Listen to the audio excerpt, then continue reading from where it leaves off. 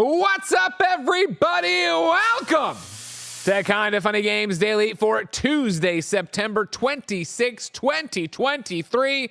I'm one of your hosts, Greg Miller, alongside the new face of video games, a.k.a. Leftover Poppy, a.k.a.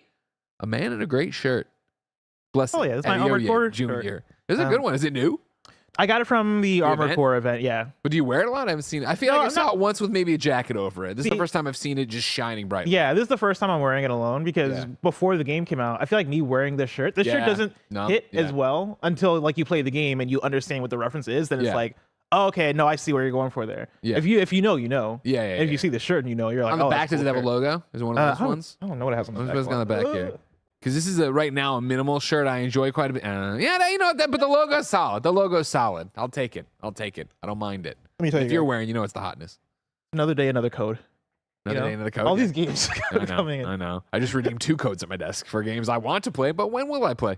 See, the tough thing is now, I feel like I've talked about this before. Maybe I was talking about it off show, but like I feel like we've hit this period of like a little bit of rest. Yeah, where post Cyberpunk 2077 Phantom Liberty, now like the games that are on the horizon aren't necessarily me games. Like I'm probably not gonna play Assassin's Creed Mirage. I think Cocoon's coming up soon, and so there's that. But like for the most part, the big ones are done, right? I'm not doing the back-to-back barrage of big old RPGs that I've been doing from August into September. And so I have a little bit of a rest. That said, I can't get enough of Cyberpunk 2077. And I keep playing the Phantom Liberty DLC. I finished the DLC portion, and I have the option, like the story of it, and I have the option now to like go see what the new ending is. But I'm doing this thing now that I've not done in a very long time. I think mainly because we review video games, so you want to see what the end is like in any RPG. But right now I'm in this place where I don't want to finish the game, and so I keep doing all the side activities to prolong. See, actually, are you on PC or are you playing PlayStation? I'm playing on PlayStation. Okay. I'm kind of going back and forth, but mostly I'm playing on PlayStation. Yeah, you're sending your save back and forth there? Yeah. Nice. But also, I did the original run through of the game on PC, so I don't know how that affected my trophies. I feel like there are trophies that I've then you wouldn't. It doesn't retroactively, I think, give you everything. So I'll probably have to replay, which honestly, I'm not against. Yeah. Like I'm having such a fun time. But yeah, I'm just going through and I'm clearing side missions, and I'm just like hanging out in Night City, and it's reminding me so much of playing GTA 5 back in 2013, and just like hanging out in Los Santos and just fucking around and doing whatever. I'm having that same experience here, but now it's that layered with so many like RPG mechanics, and I'm having such a good time with it. There's a video that I tweeted out last night because I talked about it on the review of like the moments in the game that blow my mind, of how good the cutscenes are orchestrated, how good like the dialogue sequences are, and how naturally that transitions into moments of action. And I talked about one specific moment on the katana. Yeah, with the katana on the show, where like I go from talking to a dude and his goons, and he's like, he says something along the lines of like "sick 'em," right? And then like I fucking block all the katanas, and this is the video right here. So he's basically talking to this guy. He's like, "All right, boys," and then as soon as he says that, like the katana comes out, deflect all of his bullets, and then we get into action. I've never felt cooler in a video game than that moment. Like that was such a like, oh damn, that really just happened. Kind of moment for me. I want to know about the ending, but obviously I don't want to ruin it for people. Did you do 1 or 2? So I saw both endings. Okay. I can't wait. I want to talk to you about this off show. Because like I loved both. Did you do half and half? I did half and half. Wait, I was like, oh, you know what? You're cool, whatever. And then they fucked me over, and I was like, all right, fuck you. Went back that way. Oh, I see. See, that led to a very bad ending. I went full ways for both of them. Okay, if that makes sense. I saw it all the way, and like it's that thing where you have to do certain things to get the new ending to the base game, and so like for when I was going through the second time, I was like, okay, I want to see the new ending, so I'm gonna make that decision. But I think it was the right decision in my heart. My thing though is that both those endings are dope as hell. I don't know if you got the chance to actually go through both of them. I only did the one. They're very. I stuck with a canon. I was like, this is my canon playthrough. This is what my Which one was your? I did a little bit of both. Okay. But I ended more with 2. Gotcha. Yeah. See, like when they're just very different in terms of how they go about it. Like the stories you get for those endings are wild, and then also the moments of leading toward the end of the game for in those ending moments are insane. Like they basically explore different genres, which is a thing that blew my mind when I went through the second time. I was like, I can't believe they're doing this. Yeah. Interesting. Yeah, we should talk off camera about that. On camera, of course, maybe we should talk about the fact that iPhone 15 console games are costing full price. SAG AFTRA is authorizing a video game strike and more, because this is Kinda Funny Games Daily. Each and every weekday on a variety of platforms, we run you through the nerdy video game news you need to know about.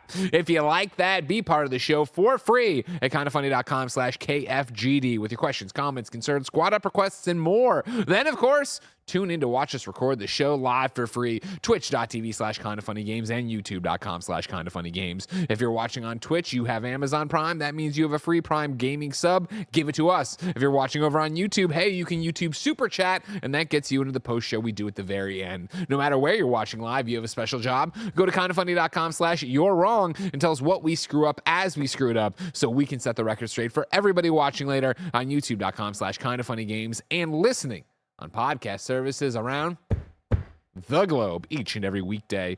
Of course, if you like Kinda Funny and you like hanging out with us, you'd love patreon.com/kindafunny. Over on patreon.com/kindafunny, you can toss us a few bucks to keep us independent, to keep everyone employed, to keep the lights and mics on, and also to get Kinda Funny Games Daily ad-free, to get all the other shows ad-free, to watch the podcast live as we record them if we're allowed to show them.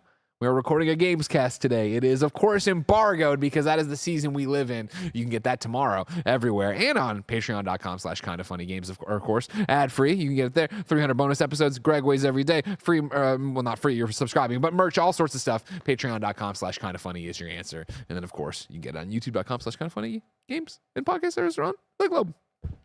I digress. If you want a free way to support us, use the Epic Creator Code Kinda Funny when you're checking out the Epic Game Store or playing Fortnite, Rocket League, etc. on your Switch, PlayStation, or Xbox. Even if you're just buying free stuff on those, if you use our code, it helps us out. Thank you so much. Housekeeping for you. Now, it doesn't say read it in a sexy voice, but I'm going to read it in a sexy voice. Go for it. Are you ready to role play? Whoa. This Friday. Are you ready to role play? Whoa. Get on the Slimer suit. This Friday, the Kinda Funny crew and special guest Saige Ryan will take you on an epic journey at the table as Nick Scarpino DMs our first ever D&D session. Come join the table and roll some dice with us Friday, September 29th, exclusively live on Twitch and then later on YouTube as a VOD. Right now, if you want to know more about what the guys are doing there with the D&D podcast or D&D session, you can go to the Kinda Funny podcast. It's up right now. It's all about preparing for the D&D adventure. That's on youtube.com/kindafunny and podcast services around the globe. I hope Sage knows what she's signing up for. She has no idea. Nick's DM does not sound like it's going to be rough. It is the final week of September here on Twitch, and it's a great time to take advantage of the sweet discounts when you subscribe to our channel. If you want to enjoy ad-free viewing, channel emotes, and more, you can save 30% off on 3 months and 6 months extended subscriptions. If you just want to give back to the community, gifted subs on Twitch are now 25% off as well, so you can give the power of ad-free viewing to your best friend. Thank you, VG Hero, who has gifted 5 subs, and Domino RBG, who resubbed for 36 months and said, it's really been 3 years, oh Lord. Yes, it has. Uh-huh. Thank you for your support. Speaking of Twitch, right after the post show, Andy is going to be showing off all the NVIDIA magic on Cyberpunk 2077 Phantom Liberty, and y'all need to see how good it looks. On top of that, we've got a new Jabroni merch line designed by Cameron French of French Dip Design, and it's available in its final days. Remember, these are merch drops. We are doing limited edition merch drops, so you can go to kindafunny.com/store and pick it up right now. Thank you to our Patreon producers, Brave Athos, Jedi Master Deadpool, and Delaney Twining. Today we're brought to you by Rocket Money, Shady Rays, and DoorDash, but we'll tell you about that later. For now, let's begin the show with what is and forever will be the Roper Report. Time for some news. 6 items on the Roper Report. A baker's dozen. Domino RBG says Greg came back from vacation and can pronounce my name correctly. Let's fucking go. Well, how did I mispronounce Domino before? I got bad at names, but Domino I got wrong? Domino. Minion. Was I saying Domino like RGB? Because it's not, you know what I mean? That would make more sense. That's more common, RGB. Possibly. You know what I mean? He came back well rested, ready to pronounce things. I said Domingo? Now, first off, honestly, I get it, because there is a G in there. Domingo is a pretty dope name, though, too, if that's what it's going to be. Remember E Domingo? No, is that I'm going to guess, is that a wrestler? No, it's Spanish. It's Spanish. Spanish for? It's one of the days of the week. Really? Isn't it? There's no way. Domingo, Sabado. This is how they teach you. I Sunday. wonder why. I wonder You're why right. schools are terrible in America. I wonder why I have to fucking sing songs to conjugate verbs. I don't even know what the fuck it means anymore. You got it right. That's why schools are terrible. Domingo, In my defense, I took French. I took Francais. I did too. Yeah. I got What, Sunday, is that dimanche? Or is that Saturday? I mean, I took it and I don't remember it either. You know what I mean? So, Aren't you teaching, like, isn't your family French? Like, Jen's is, yeah. Yeah. Yeah. You're not learning the days of the week from her. Isn't she teaching? Lundy. That's Monday. Lundi. Dimanche. Lundy, Marty, Mercredi. Mercredi. Yeah, Mercredi, I think that's Wednesday. Yeah. Samedi. I think that's it's Saturday. That's Saturday. Yeah, That's yeah, you got to know Saturday. It's like, now it's just like we're children with like the match game. Like, if we can get 4 together, then the rest, the 3 of them, we can just figure Lundi, out. Marty, Vendredi. You just gotta learn songs. Samedi, You know what I mean? Dimanche. Yeah, I forgot the song is the thing.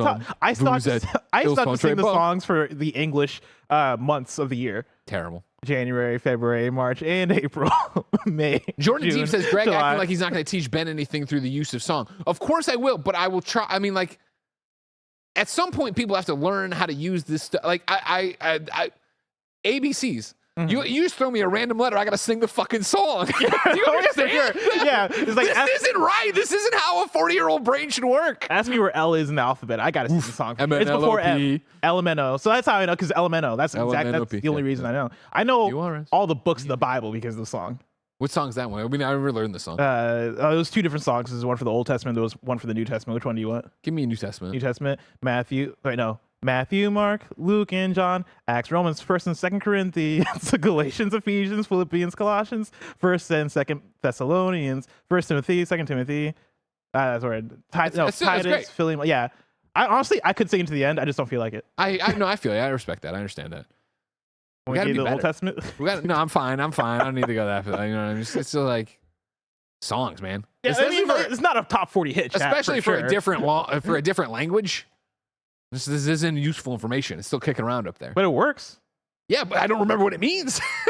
E Domingo. That's what I'm able to give you. Sabado. I can tell you the alphabet right now because of the song. So I mean, I'm pro song. Number 1 on the Roper Report. The iPhone 15 version of Resident Evil 4 Remake will cost $60. This is Chris Scullion at VGC. The upcoming iPhone 15 Pro version of Resident Evil 4 Remake will cost $60. Apple revealed its latest iPhone models earlier this month and stated that its upcoming iPhone 15 Pro will be capable of playing console-quality games. One of the first games aiming to prove this claim is Capcom's iPhone 15 Pro port. God, there's a lot of information packed in there, you know? Yeah. Of Resident Evil 4 Remake, which will be set for release on the device later this year. However, it appears that console standard games will come with console standard pricing. The game is now available for pre-order on the iOS store, though only those with the devices capable of playing it. iPhone 15 Pro, iPhone 15 Pro Max, and some iPad Pro and iPad Air models. That makes perfect sense. Yeah. The very crystal clear messaging on all Some of of them. Some iPad I don't know which, Pro, but whatever. VGC can confirm that in the UK, the base game is free, but it includes a number of in-app purchases. Jesus Christ. One of which is £58 for Resident Evil 4. The US App Store, according to Touch Arcade, is charging $59.99, $60. In addition to the $60/58 in-app purchase implies that the initial free 700 megabyte version will be some sort of demo to show the game running on the device, at which point players will have to pay for the full game. Is this a surprise? How much was Remake on consoles? Was it? Oh, Resident Evil 4 Remake? Yeah. Oh, that's a good question. I would say, yeah, either $60 or $70. It must have been. I mean, there would have been more brouhaha, right? If it was 70? I mean, everything's 70, so I feel like that's... Why, yeah. Oh, see, here's where we go into it. Resident Evil 4 Remake PlayStation 5 on GameSpot right now is $40. Okay. Now, is that... I mean, that's on discount? sale. Is it? Yeah. I don't know. I'm seeing that across the board. So was there a price drop at some point? When did this launch? I would. Chat's saying it was $60 when it launched. Gotcha. And when has Chat ever been wrong? We'll find out, because I'm sure I'll know. So yeah, it's parity with the console versions. Yeah. Which the version you're getting on iPhone and on iPad is the same version, right? Like, I don't know. Is it? Have you played it, Blessing? well, actually, yes. What? Yeah. So I played Resident Evil Village. I didn't play Resident Evil 4. I got invited to Capcom's. They did a thing called TGS on the Bay or at the Bay. Basically, they had like a small TGS preview event going down in San Francisco. Yeah. I got to attend. I'll talk about more of the stuff I got to play because I got to play some Dragon's Dogma too. Oh, Gamescast. Yeah, I'll talk about that on Gamescast.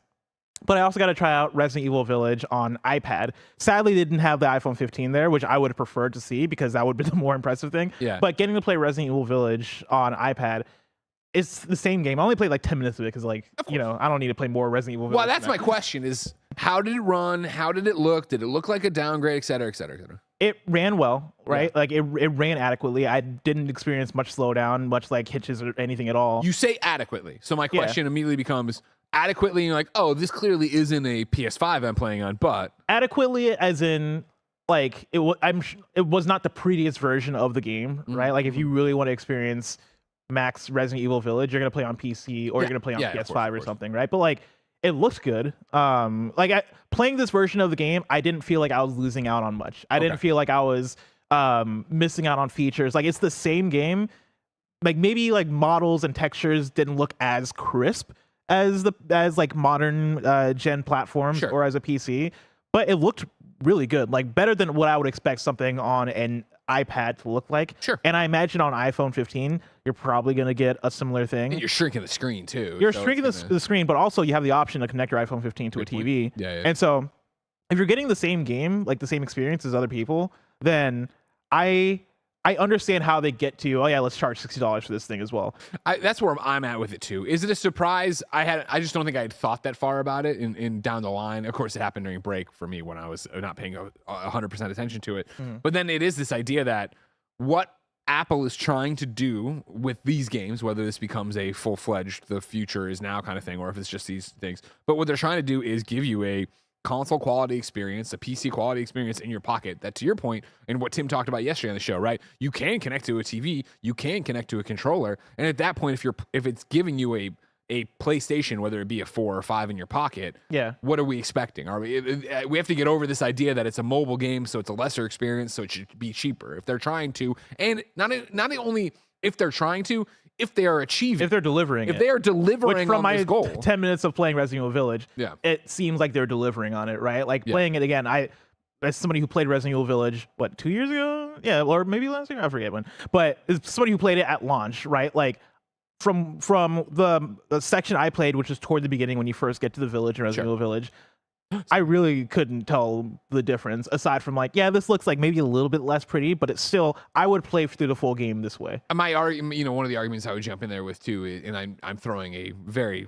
wide statement here, but we can point to Mortal Kombat if we want. Oh, sure. I would say this looks better than probably it would look on Switch, yeah? Yeah, I mean, I would think so, yeah. Like, was Resident Evil Village on PS4? Because it must have been, right? I think if it was like that's the thing where we get to Mortal Kombat, and Mortal Kombat that's a PS5 Xbox Series X game, right? That's a game that is running on the most modern of platforms. That's then been downgraded for Switch, and I think that's where you really see the Switch version suffer in comparison. Yeah. Whereas like Mortal Kombat 11 was a PS4. Actually, that wasn't even a PS5 game. That was a PS4 Xbox One game, right? And so I think porting that over to the Switch makes a bit more sense. And Resident Evil 4 Remake, I want to say, also might have been on previous gen platforms as well. So like these are games that already have these ports across generations, and I think having that set already makes it easier to port down to a Switch or to an iPad. Sure. Like when I play this iPad version, if I were to play a Switch version of the game, I assume that they'd be maybe comparable. If not, the iPad version looks maybe a bit better. Yeah. And so I think for what they're achieving, it works. I think the argument in the conversation becomes more so, is the mobile market prepped for this? Like, is that really where I think the anger comes from within the audience of, wait, you're charging me $60 for a game that I'm going to play on my phone. Every other phone game is $1, $2 free, right? Like these are the options. And so when you're jumping into $60, it feels like a weird, like, this isn't what this is. This isn't the vibe, right? And it's one of those things, though, that Band-Aid's got to come off. If mobile gaming and gaming on a mobile device, I should say probably, wants to reach that next echelon, if it wants to move past what people have put into the walled garden of what mobile gaming is, you need these options. And I think that's what's smart about, hey, you get this 700 megabyte version that's a demo of it, where you're going to jump in, you're going to play, and the hope would be if you're just an iPhone gamer, just an iPad gamer, you don't play anything else, you hear buzz about this, it's free, you get in there, you try it, and you immediately are like, whoa, this looks better and is more detailed and better voice acting than 90% of everything else I play on my iPhone, right? And so then it becomes, you get hit with that wall, that paywall of, okay, cool, if you want to go beyond here, it's $60. Yeah. That is a lot, but it is also the tip of the sword, because I do wonder how many other games would chase this. How many other games are going to want to go down this path? How many, is this Apple's big plan to try to get more games like this over there? You would assume so. You don't see them doing this just as a one-off. I see this being wave one, and then next year at the iPhone reveal more games. Next year after that, more games. Hopefully, maybe, who knows? Yeah. And then you also then start getting into, if Apple is serious about getting the big budget AAA games over, or just games as we know them, console games, right? Core games, then what does that mean for Apple Arcade? Is Apple Arcade then start becoming a competitor with Xbox Game Pass, with PlayStation Plus, in terms of cool, Resident Evil 4 Remake is in there eventually, and you can get it that way, and you're getting alongside mini Motorways and a whole bunch of other games. I can only think of the launch games for Apple Arcade because that's how much Apple Arcade I play.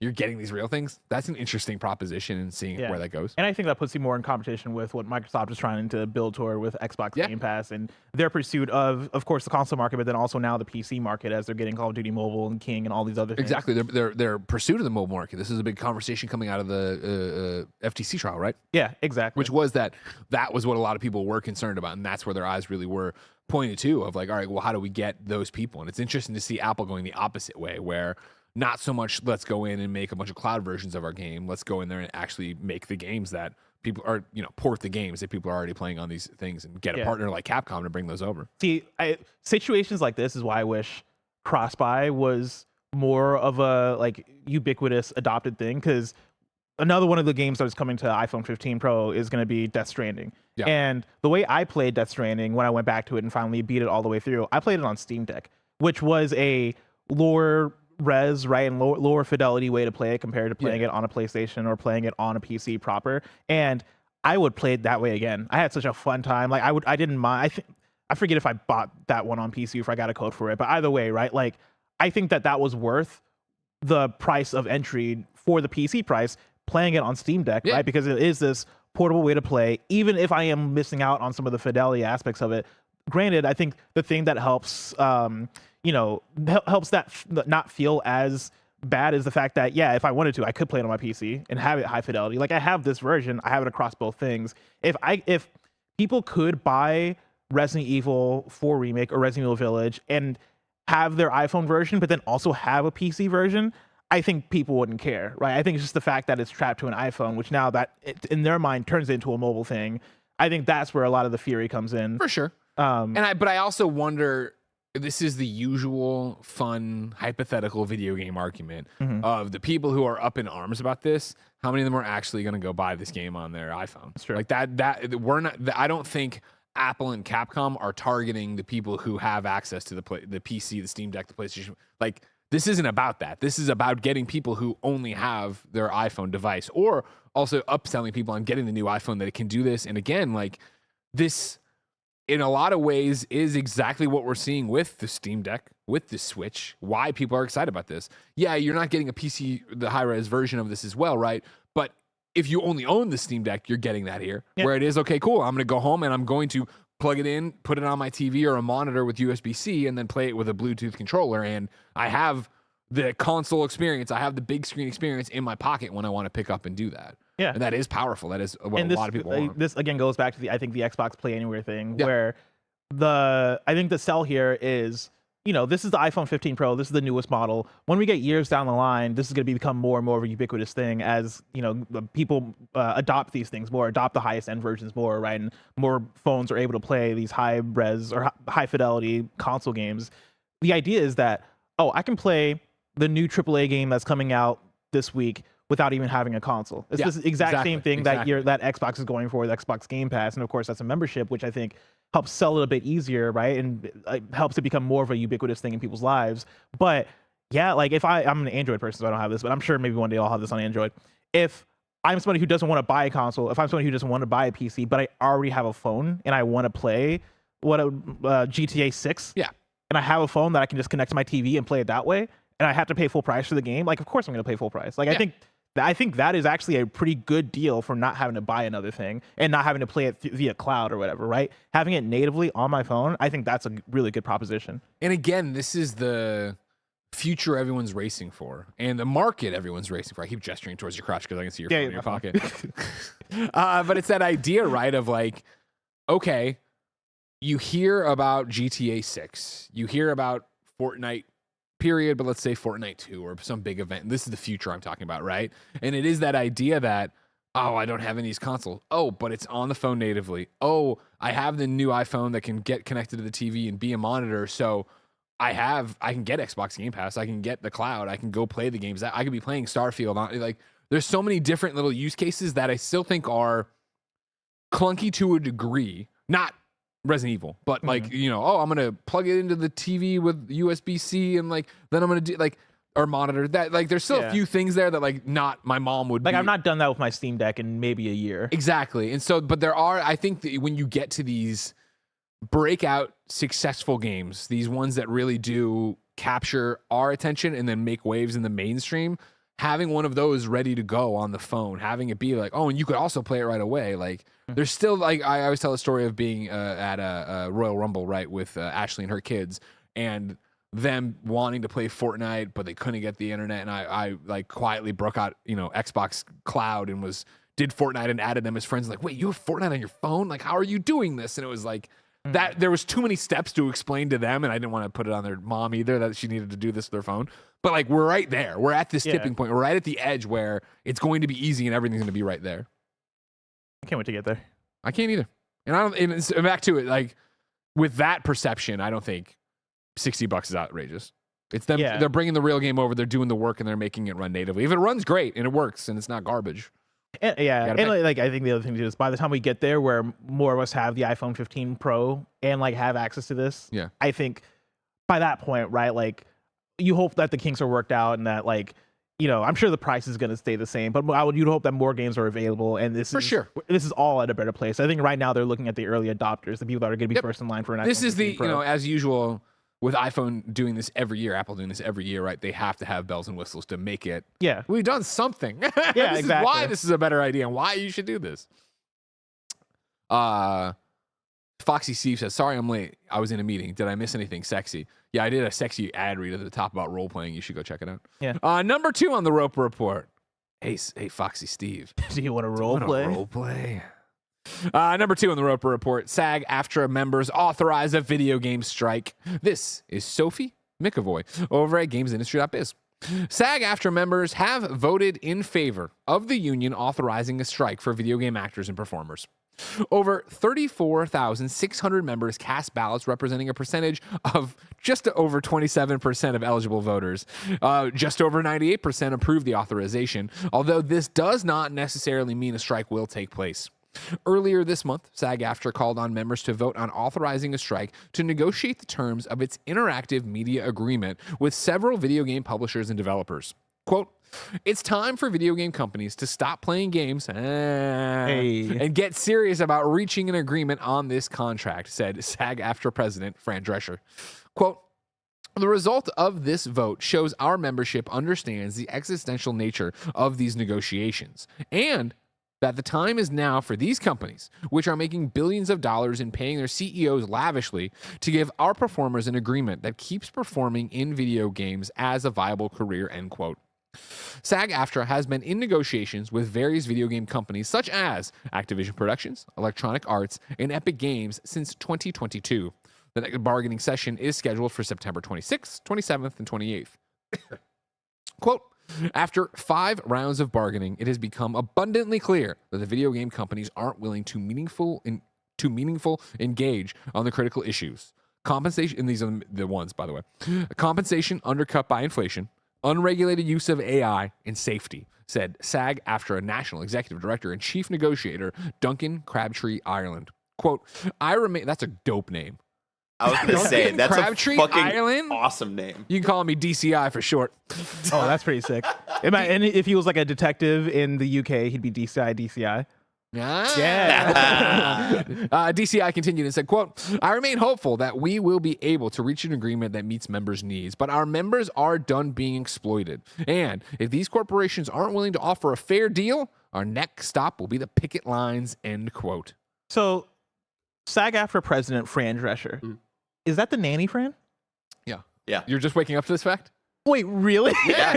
I didn't know this. Oh, yeah. I did not know that. You didn't pay attention to the Hollywood strike? No.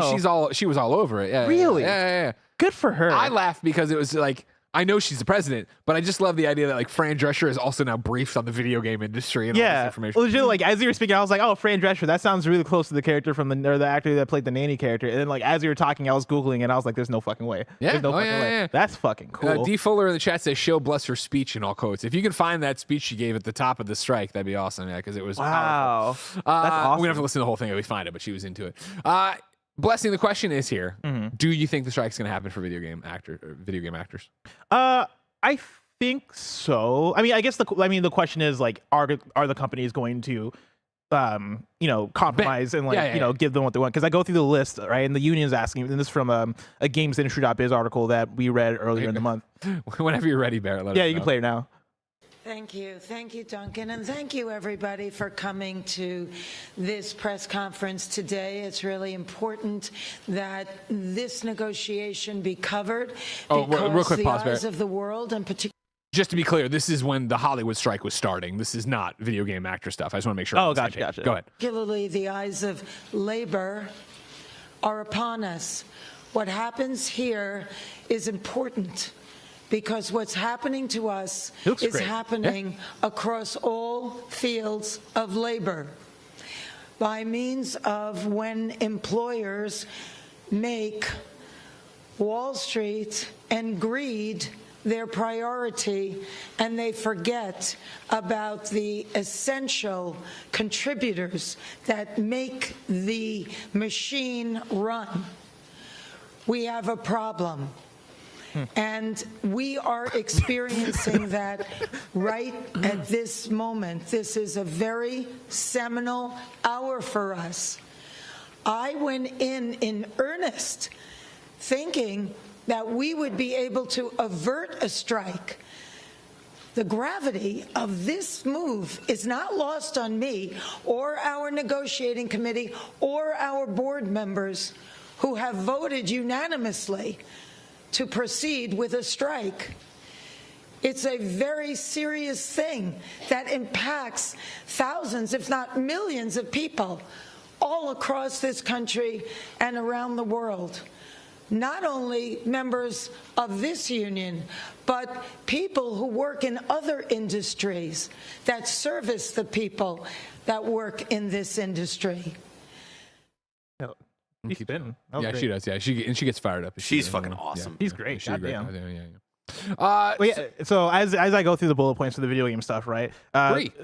What was that? There's 3, right? Like the main ones. It doesn't sound like this. Is what I saw voice actors popping off on Twitter today of like, we're not being unreasonable here. Gotcha. Well, when I go the gamesindustry.biz, like list out a few more, right? The union is asking these companies to agree to the following: the same wage increases for video game performers as those in TV and film, 11% retroactive to the deal's expiration, and for 4% in both the second and third years of the agreement. The union argues these are necessary to account for inflation. And then artificial intelligence, protections around consent, control, transparency, and compensation. On-camera performers to be given rest periods of 5 minutes per hour, the same as off-camera performers. Set medics to be present. Prohibitions. Actually, let me read more of the set medics one. Set medics to be present where any stunts or hazardous work is performed, as is with the case with TV and film. And then prohibitions against stunts on performers, self-taped auditions, and then protections against vocal stress. That's what gamesindustry.biz has listed. And I think all those are pretty reasonable, right? Like all these seem like things that are reasonable to ask for. And like I could see when you go through the companies that they want to bargain with, right? Is Activision, Blind Light, Disney, Electronic Arts, Epic Games, Formosa, Insomniac, Take-Two, VoiceWorks Productions, and WB Games.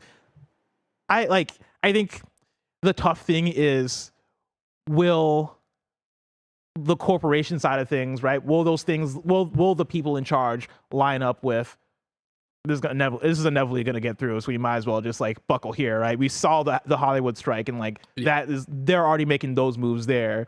Is this even a thing worth engaging in, or should we just give them what they want? I would hope that they give them what they want, and we don't have to go through with the strike. But I'm not able to say whether or not like there's that's a weird precedent from a different realm.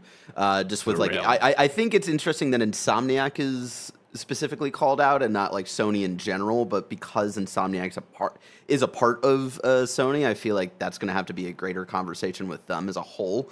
And I do know from the anime side of trying to work with voice talent, Sony has not been great with negotiations when it comes to people who are in unions.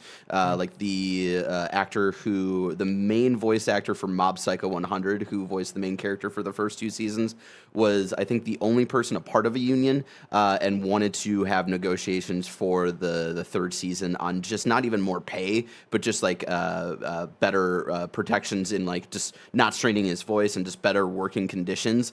And Sony just completely shut him out and replaced him. So I don't know. It's just good. The Insomniac thing, I wonder if that is because like the thing they write here is that SAG AFTRA is currently preparing to bargain with 10 companies that handle voice. Also, I'm talking about Dubs, chat. Oh yeah, companies that handle voice, motion, and performance capture. I wonder if Insomniac on the PlayStation side is like one of the big ones, right? Like I wonder if other studios go through Insomniac.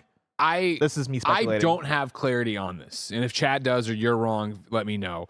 What I do know is that when the 2016 strike happened, it was the same companies that are being mentioned today. So back then, we talked about this before on one of the games dailies, but back then it was 11 companies: Activision, Blindlight, Core of Discovery Films, Disney Character Voices, Electronic Arts, Formosa Interactive, Insomniac Games, Interactive Associates, Take-Two Interactive, VoiceWorks Productions, and WB Games. Okay. I don't know. This is a part of the industry. This is a hazy part of like the minutia of voice actors that I wouldn't get into or know about. And my thought there would be that it must just be how Insomniac chooses to interact with their voice talent. And so I would think it's a holdover from when they got incorporated into PlayStation that they didn't change how they deal with voice actors. So they're still dealing with SAG AFTRA directly rather than whatever PlayStation is doing, whatever. And again, back to it of like, I don't understand what Interactive Associates is or Formosa Interactive. My thought there would be, and they were named in that, right? Yeah, they were named in this. My thought there would be that they are an umbrella company that handles this kind of voice work and motion work, meaning that then probably maybe PlayStation partner contracts through them to then get voice talent. And so that's where it was. But again, I don't know, and I'm speaking out of turn, but that would be my thought of like why that could be that way and not, you're not seeing PlayStation in here, but it's that PlayStation contracts with them, and that's how it works. But I don't know. Yeah, I hope this all works out. My thought, I don't think they'll strike. I say that obviously just hoping because I don't think their demands are outrageous. I think coming off the heels of the Hollywood strike that we just saw, you know you're going to lose. Yeah. You know that this is going to fuck up a whole bunch of stuff. You're in a good place right now. Why not just do this? Why not come to terms with this? Video game deadlines are already stressful enough. Exactly. When we're talking about like the impact of COVID, the impact of games getting more advanced, and like I'm sure another thing thrown in there of like, oh man, now we got to deal with this. Now we don't have actors. Now we got to delay even more. I don't think anybody wants that. Yeah, exactly. And I think that would hope that would what would work out. I would hope that you see what just happened in Hollywood and how everybody was on the actor's side, right? And like, why fuck this up for video games? Just do it and be done with it. Especially for as loud and as vocal as video game fans are, especially as much of a downtrend, but up. You know what I mean? It's still higher than we used to be in the old days. Not as high as we were during COVID or whatever. Like, let's keep going. Let's keep the momentum. Especially for an Insomniac, right? Like, let's not fuck up Wolverine. Let's get. I mean, Spider-Man wouldn't be affected, right? With the exception of if they agree to strike this week. If these negotiations then you don't fail, have the promotion. Then it's going to be it's going to be every Spider-Man article has to be mentioning the fact that they're involved with this too, and it's like it's a whole ball of wax or whatever. Yeah, it'd be not bueno. And you want to talk about like of course, obviously movies and TV have a lot of acting, right? Because that's the whole thing. You want to talk about how much dialogue gets recorded. Even as I'm playing Cyberpunk, I'm like, man, how long did y'all have Keanu Reeves in the booth? Because this man's like all over this game. Like this man probably had like a Bible's worth of dialogue in there. Like I could probably recite the books of like whatever his dialogue. What Johnny Silverhand had to say. The Johnny Silverhand Bible. I could probably recite all those books. Well, if you like books, I got good news, ladies and gentlemen. There's the written word on patreon.com/kindafunny. There you can go read all about the fact that patreon.com/kindafunny keeps the lights and mics on here. Of course, keeps us independent. Of course, keeps everybody employed and having a great time, but gets you benefits like ad-free viewing on Kinda Funny Games Daily, ad-free listening on Kinda Funny Games Daily, the ability to watch us record our podcast live as we record them, get those on demand ad-free, get 300 bonus episodes of content, get cool exclusive merch shops, yada, yada, yada. But I digress. Why patreon.com/kindafunny matters to you right now is that's where you can get Kinda Funny Games Daily ad-free. But since you're not there, here's a word from our sponsor. This episode is brought to you by DoorDash. Did you burn your last piece of toast? Have the avocados gone bad? Is the hot sauce bottle empty? You can try grocery delivery from DoorDash. You'll get everything you want delivered when you need it right to your door. You've trusted DoorDash to deliver your restaurant favorites, and now you can get grocery delivery that actually delivers too. You already know how much all of us here at Kinda Funny love DoorDash, but with thousands of grocery stores to choose from, you'll find the best in your neighborhood and boost your local economy with each and every order. You'll get exactly what you ordered, or they'll make it right. You want even more value? You can save on all of your grocery and restaurant favorites with a $0 delivery fee on all eligible orders with a DashPass membership. With easy substitutes right in the app and best-in-class customer support, you can get 50% off your first DoorDash order up to a $20 value when you use code KINDA at checkout. That's 50% off up to $20, no minimum subtotal, and 0 delivery fees on your first order when you download the DoorDash app in the App Store and enter code KINDA. Don't forget, that's code KINDA for 50% off your first order with DoorDash. This episode's brought to you by Shady Rays. Take on the sun with gear built to last. Our friends at Shady Rays have you covered for the warm weather ahead with premium polarized shades at an affordable price. Shady Rays is an independent sunglasses company that offers a world-class product that's just as good as any expensive pair we've worn. Durable frames and extremely clear optics for outdoor adventures. And that's not all. Shady Rays offers the most insane protection in all of eyewear. Every pair of sunglasses is backed by lost and broken replacements. If you lose or break your pair, even on day one, they told us they will send you a brand new pair, no questions asked. Wear your Shady Rays with confidence because they have your back long after you purchase. Every purchase supports the Shady Rays Impact Program, which works directly with nonprofits and their communities to empower and make adventure accessible for all walks of life. Exclusively for our listeners, Shady Rays is giving out their best deal of the season. You can go to shadyrays.com and use code KINDAFUNNY for 50% off 2+ pairs of polarized sunglasses. You can try for yourself the shades rated 5 stars by over 250,000 people. Again, that's shadyrays.com. Use the code KINDAFUNNY. This episode is brought to you by Rocket Money. Rocket Money is a personal finance app that finds and cancels your unwanted subscriptions. It monitors your spending and it helps you lower your bills all in one place. And it has surprised multiple of my friends and people at Kinda Funny how many subscriptions they have that they forgot they are still paying for. That's why I'm such a big fan of Rocket Money. It's so easy to cancel the ones you don't want with just the press of a button. No more long hold times or annoying emails with customer service. Rocket Money does all the work for you. Rocket Money can even negotiate to lower your bills for you by up to 20%. All you have to do is take a picture of your bills and Rocket Money will take care of the rest. Rocket Money is a personal finance app that finds and cancels your unwanted subscriptions, monitors your spending, and helps you lower your bills all in one place. Stop wasting money on things you don't use. Cancel your unwanted subscriptions and manage your money the easy way by going to rocketmoney.com/kindafunny. That's rocketmoney.com/kindafunny. One more time, rocketmoney.com/kindafunny. Number 3 on the Roper Report. Red Dead Redemption 2 listed for Nintendo Switch on Rating Board's website. We go to VGC's Tom Ivan. A Nintendo Switch version of Red Dead Redemption 2 has been spotted on the Brazilian Ratings Board's website. As spotted by a Twitter user, excuse me, Tom, I think you mean an ex-user. God, get it together. An unannounced Switch version. Call up Jordan Midler. You know what I mean? Yeah, get him over there. That up. Rattle some cages. All some right. Did X's journalism title. die? Did it die in VGC? Grow up. Grow up. An An unannounced Switch version of Rockstar's game is listed alongside the currently available versions of the game. What a bunch of assholes we are. We just read other people's hard work. All he's doing is his job. We just fucking talk shit all over. Like, whether he would say Twitter or X, we're making fun of him either way, too. You can't win. Yeah. However, it isn't immediately clear when the Switch listing was added to the classification board's website. The game was originally classified by the board in September 2018, ahead of its PlayStation 4 and Xbox One release the following month. Red Dead Redemption 2 was also released for PC in the now defunct Stadia in 2019. Rockstar owner Take-Two said last month Red Dead Redemption 2 has sold over 55 million copies to date. According to research firm Circana, formerly NPD Group. See, Tom will say that. Formerly known as NPD. He'll give Circana their due, but he won't do it for X. You sick me, Tom Ivan. It's the second best-selling game title in the U.S. over the past 5 years based on dollar sales. Given that the open-world game would place heavy demands on the aging Switch hardware, a potential Red Dead Redemption 2 release date for Nintendo's console would likely arrive in the form of a cloud version which uses streaming technology to play the title from a server. Rockstar released Switch and PS4 ports of the original Red Dead Redemption last month.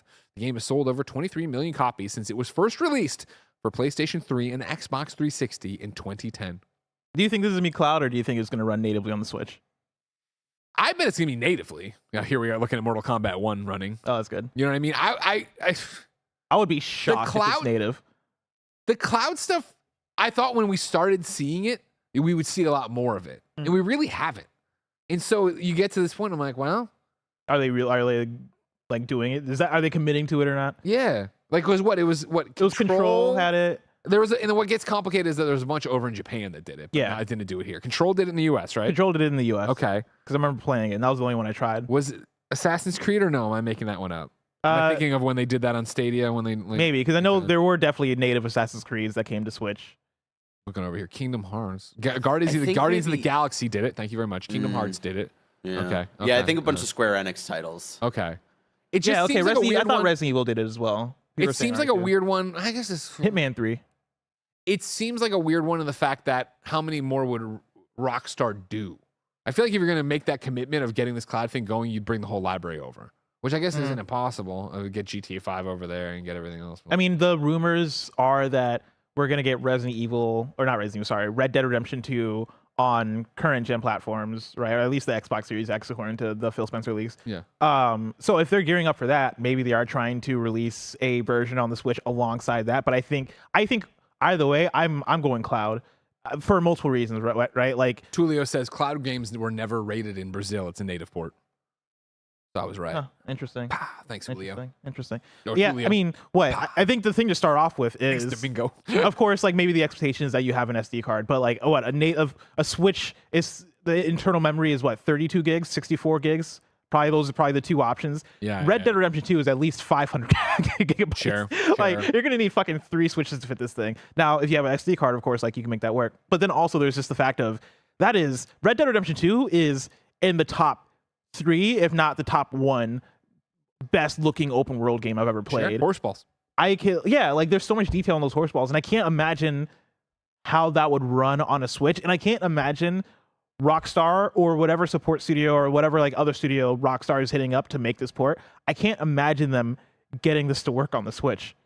Yeah, that would be a big downgrade. And Rockstar has not had a good history with their ports lately. So yeah, exactly. And so like I just can't believe I can't see a Red Dead Redemption 2 working on Switch unless it's cloud. Interesting. We'll wait and see what's gonna happen in Brazil. Will it happen here? Nobody knows. I have no idea. Number 4 on the Roper Report. PlayStation Plus Essential October 2023 games have leaked. This is Neil Bolt, another great name, at PlayStation Lifestyle. Reliable insider Bill Kuhn has leaked 2 of the 3 PS Plus Essential. I was like, are you saluting Bill Kuhn? Yeah. The 2 of the 3 PlayStation Plus Essential October 2023 games. If their report is true, parentheses, they've been accurate for the last 2 years of PlayStation Plus, the next month's lineup is spearheaded by 2022's The Callisto Protocol and Farming Simulator 22. Bill Kuhn could like come out and tell me they know exactly what's going on in the Bermuda Triangle, and I'd believe them. They would tell you what you're gonna eat for dinner tonight. Yeah, and I'm like, all right, cool. Yeah, it's got to be true. Bill Kuhn's not gotten one thing wrong. Yeah. And so cool. It's interesting seeing that Callisto Protocol is gonna be one of those because what was the last one that came to PlayStation Plus? Like there was one we were just talking about. Bro. That Saints was Row came, and then Saints they were Row, like, Volition, and then bam, Volition got shut down, Yeah. and now the Callisto Protocol studio news just happened, right? Glenn, and like Glenn, the CEO or whoever, the some of founder the or whatever you leadership. want to call him, he's left. Yeah. yeah, they've left, and now we're getting Callisto Protocol. Yeah. All right, cool. Like I know that I don't get me wrong. I'm not like, game of the year. I enjoyed Callisto Protocol, especially as a Dead Space successor when we didn't have a Dead Space. This is before Dead Space remake, obviously. I enjoyed my time with Callisto. I think, everybody's criticisms of are, totally fair. I think this will be an interesting one, especially for October. It makes a lot of sense. Here's a scary, spooky game you can get into. And I think people will come in with lower expectations because of what they had heard about it. And I think it could do well. And then Farming Simulator. It's fall, baby. Get out there, get the corn. Make out the corn there, maze. harvest some crops. Yeah, exactly. Yeah, I think Callisto is a really good get for PS Plus, like on the audience side, right? I think 100%. that's a great way to access and play that game. Yeah, that's a fun, scary one to jump into or whatever. So if I can just set aside 4 hours, I got the platinum. I just got to get my final collectible. Why don't you can just play Fort Solace in 4 hours? I heard that's a short game.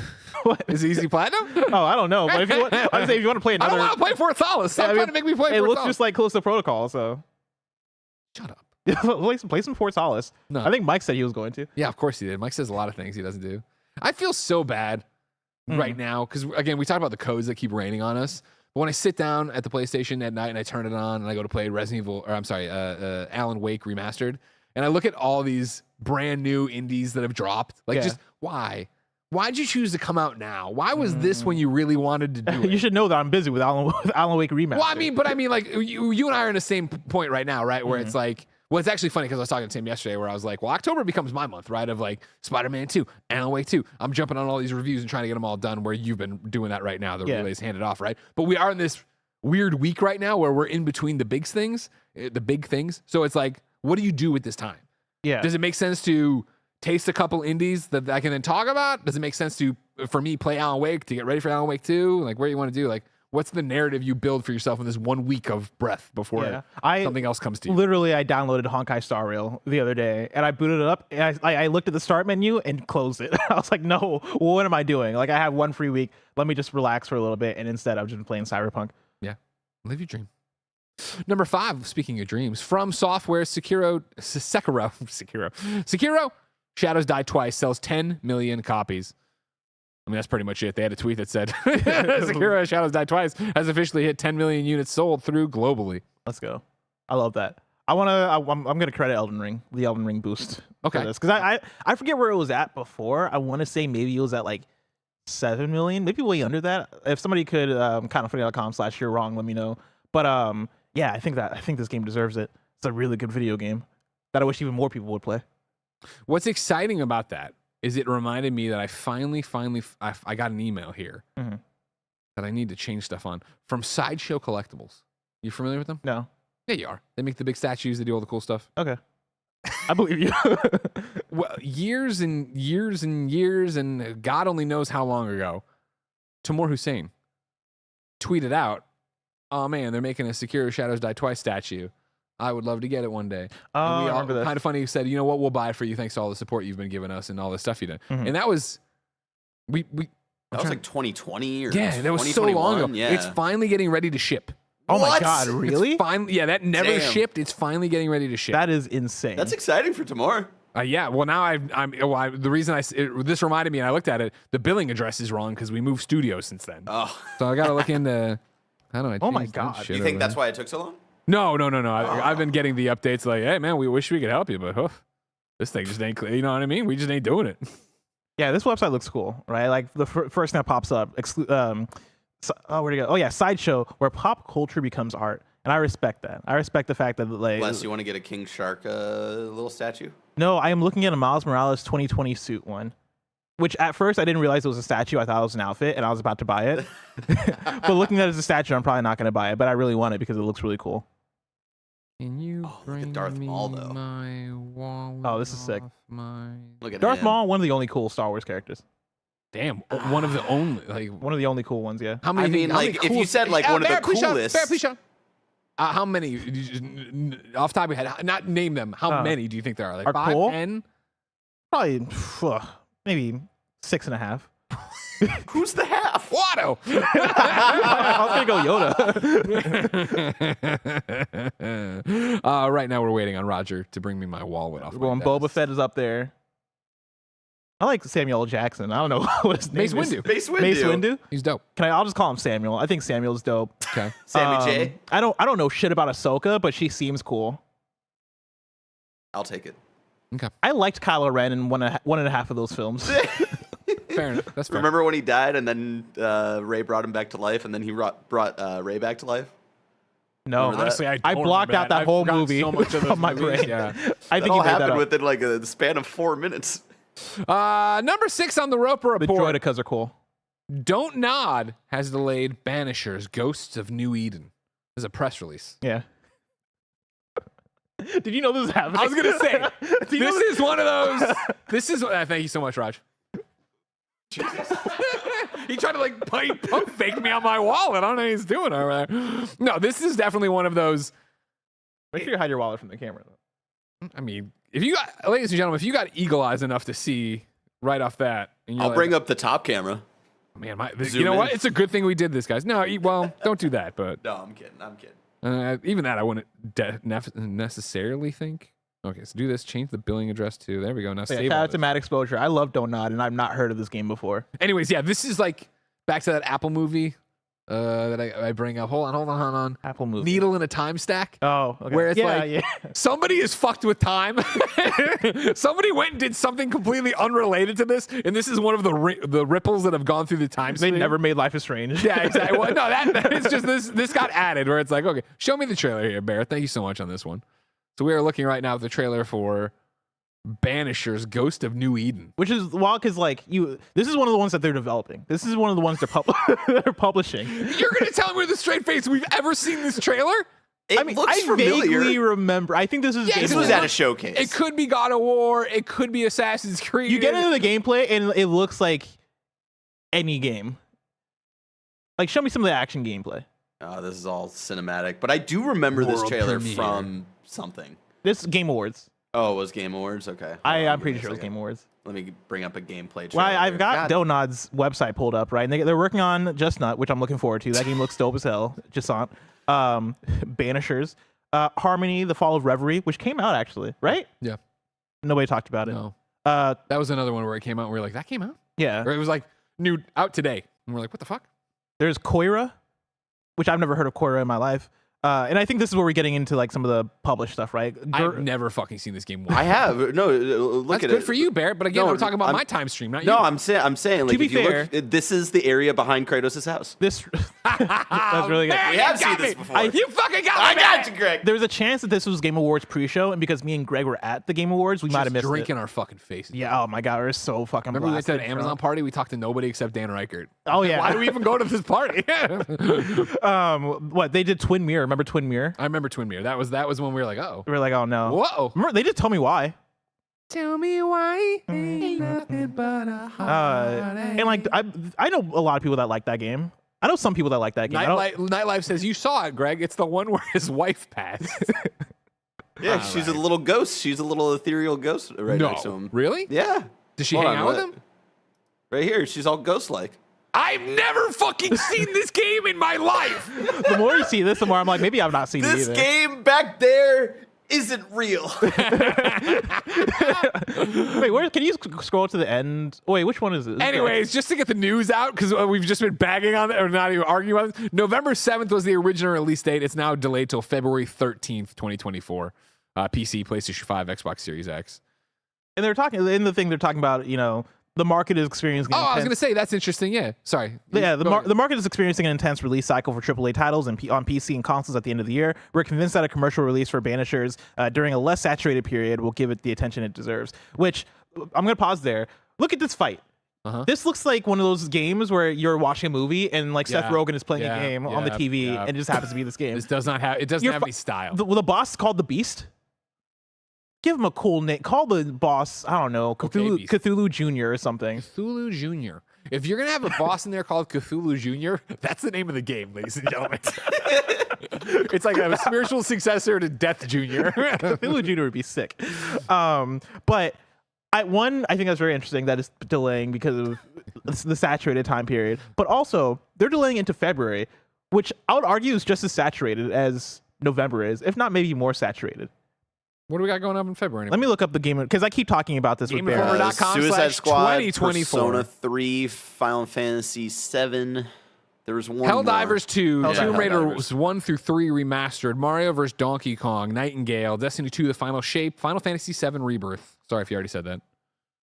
Like, is that not a? I feel like that's more stacked, I feel like, currently than what November. November looks like right now, yeah. Fair.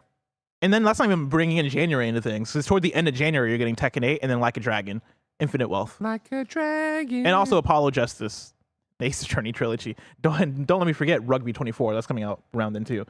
Like, it's a pretty stacked early of the year. And I keep me and Barrett keep talking about, like, I keep mentioning that more games are only going to slip into February. I don't think this is the end of games announcing February release dates. And so I wouldn't be surprised if Banishers ended up moving toward later in the spring. But we'll see. We will. Now, here's where I usually transition. Mm-hmm. But I've glanced down at the clock, ladies and gentlemen. It's 11:01, which means I need to draft this tweet, okay?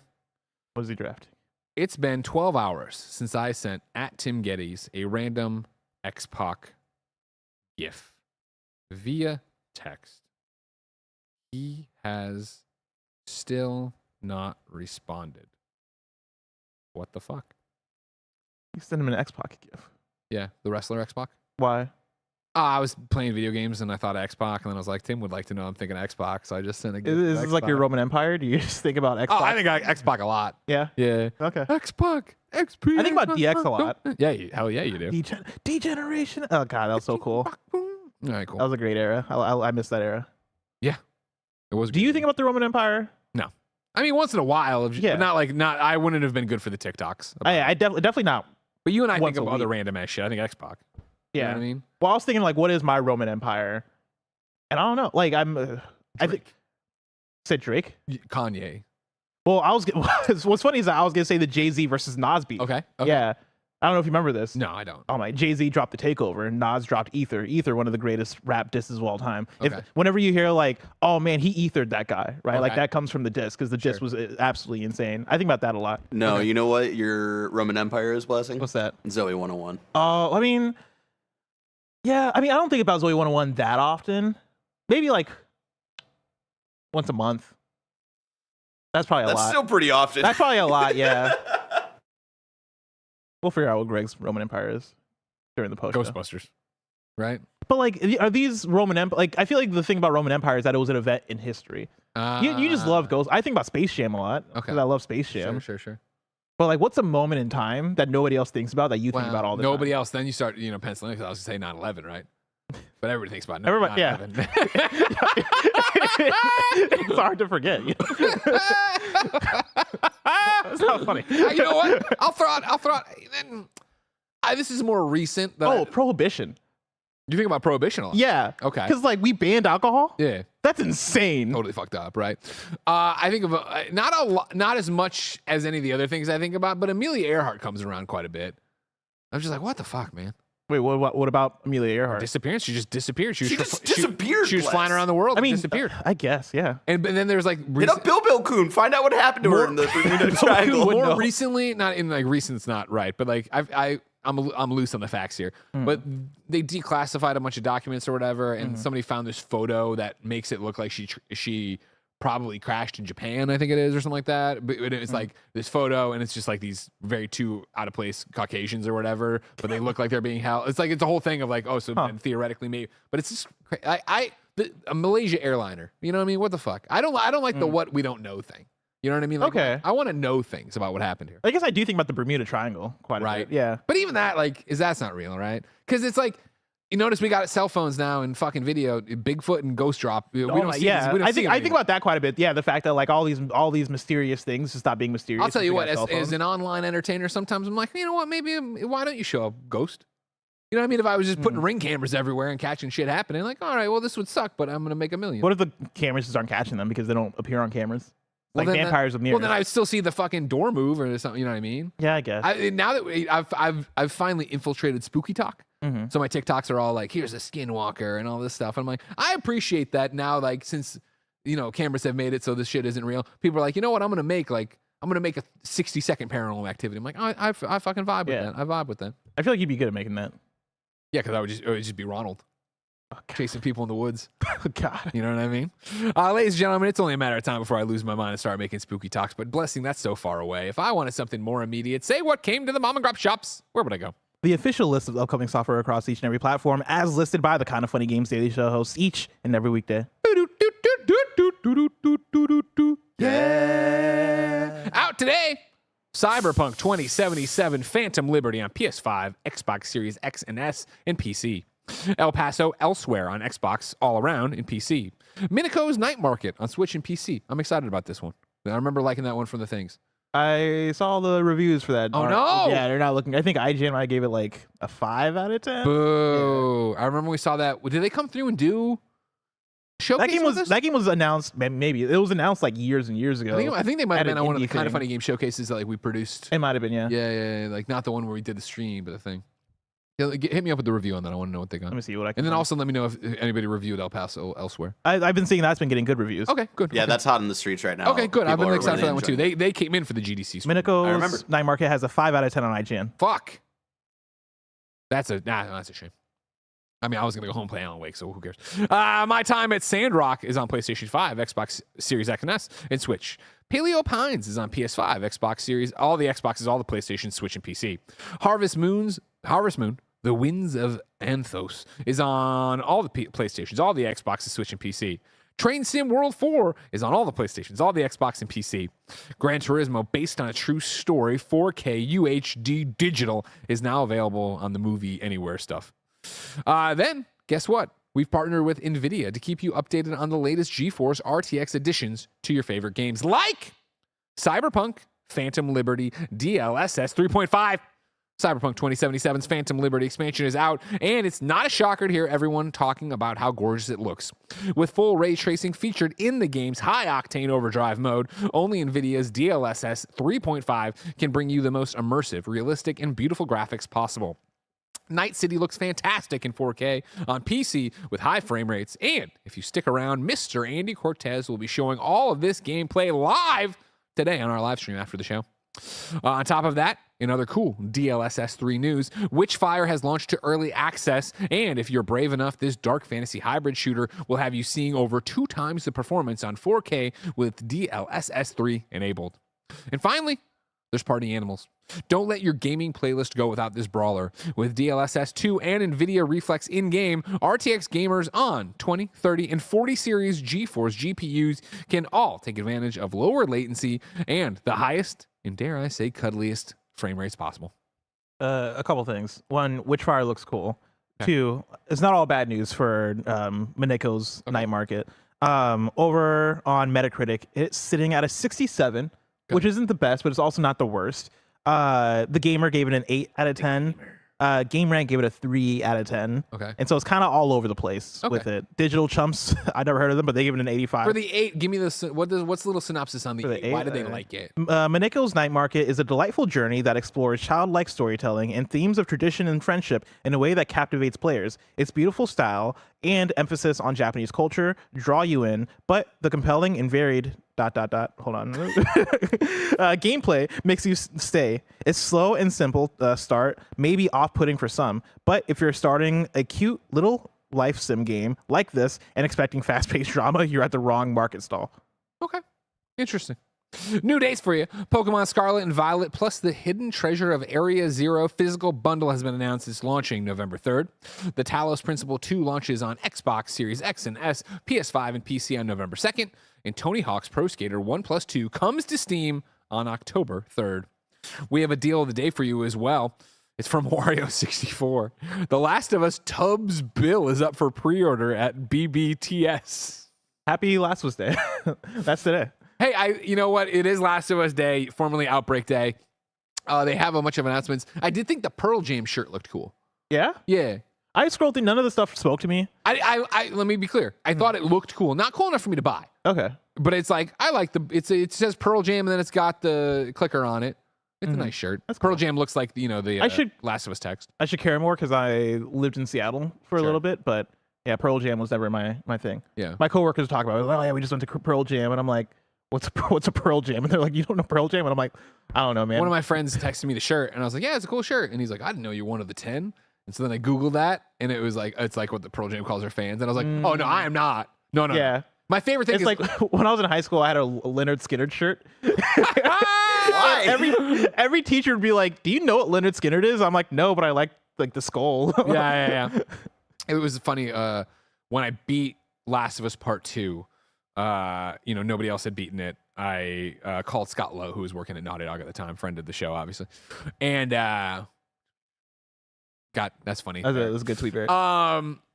Anyways, I called Scott and I was ranting and raving about everything and this, that, and the other about it.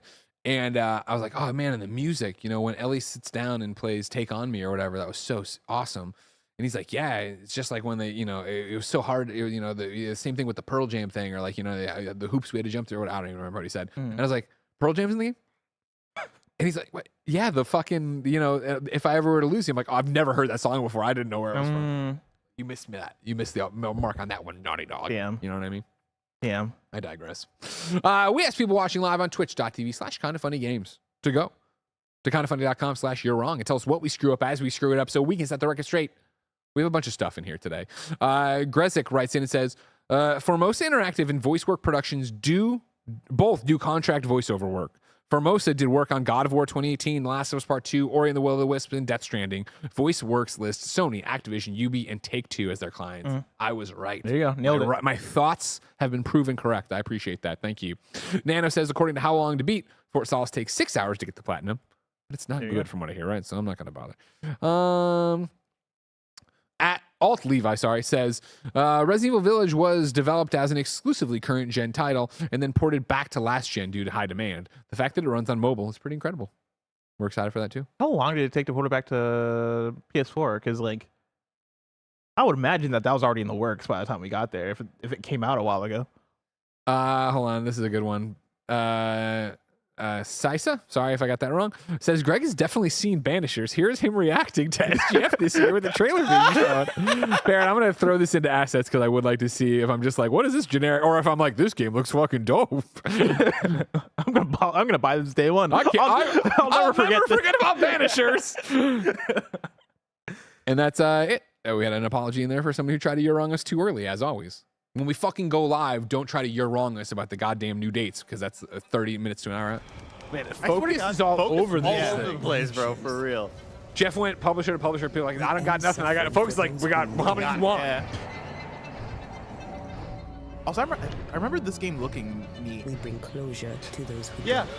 This is a third person, like behind the back sort of thing. Yeah, from Don't Nod, which you wouldn't expect. But I feel like Don't Nod's making a lot of games lately. Honestly, Blessler was looking like an asshole here, not me working the entire time. I want to live. I want to rock. As the man says, we face a choice, simple and awful. Looks like Assassin's Creed. I banish you. Oh man, you gotta banish the demon. Yeah, you're too busy taking notes and stuff, Yeah. It's not But making now it that as this looks good. I like the Flintlock Banishing. that we're waiting on as well. I mean, it kind of looks like God of War to me. Looks like I win, guys. I never saw it. Yeah. I was doing fucking work over here. Greg was right? not paying attention to this thing. I was doing work. I'm writing stuff out that was happening. Apparently, I Corey says remembered was it then. checked out. I didn't wasn't remember it checked now. out. There's too much happening. If I don't write the notes, who's going to write the notes? What are you going to say? And also, it's hard to remember all these games when they all look the same. I'm sorry, Banishers. Everybody go Google your favorite GIF of X-Pac. Your hosts for the rest of the week look like this. Tomorrow, it's Blessing and Andy. Thursday, it's Blessing and Tim. Friday, it is Blessing and the one, the only, Steve Saylor. Whoa. Our friend in accessibility who just launched his own Patreon to continue his very important accessibility work. Everybody go over to patreon.com/Steve Saylor to find out more about that, or just wait till Friday when he tells you all about it. Ladies and gentlemen, this has been Kinda Funny Games Daily. Each and every weekday on a variety of platforms, we run you through the nerdy video game news you need to know about with some laughs along the way. If you enjoy that, head over to patreon.com/kindafunny, where, of course, you can support Kinda Funny. Keep us employed. Keep us talking about video games. Keep us being a bunch of clowns. Of course, you could also get each and every episode of Games Daily ad-free over there. You can get all the other shows ad-free. You can watch the other podcast live as we record them over there. You get early access to shows. You get 300 bonus episodes of content. You can get exclusive merch only on patreon.com/kindafunny. But I digress. No bucks to toss our way. No big deal. YouTube.com/kindafunnygames. Podcast services around the globe. Twitch.tv/kindafunnygames. There's a million ways to hang out with us, including Andy streaming Cyberpunk after the post show, where he'll be showing off some of that NVIDIA tech. But for now, ladies and gentlemen, until next time, it's been our pleasure to serve you. What's the frequency? Was it just us for the post show? I don't know. Did they forget? Did we get forgotten about? Did Andy forget us? Is there a post show? Yeah, that's on the calendar. Yeah. And Andy's supposed to come out and do the post show with us. Can you check on Andy, Kevin? Thank you, Kevin. Barrett did say that there was something wrong with one of the bus routes. But also Andy drives. Doesn't take a bus.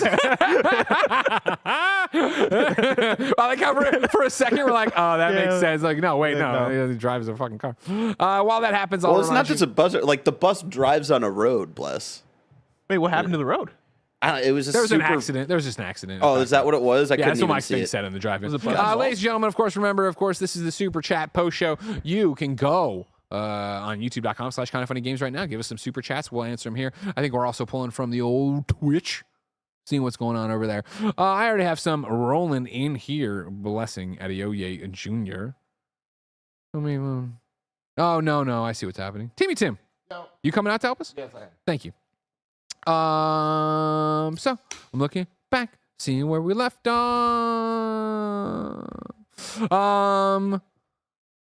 Adotun says, have you guys seen Todd Howard's interview on the Game Makers podcast hosted by one of the devs from Insomniac? Really good stuff. That would be Adotun. That's a Nigerian name. I apologize. I've not seen the Todd Howard interview. I have not either. No. I will add that to my thing. Game Makers podcast. Is it on Spotify?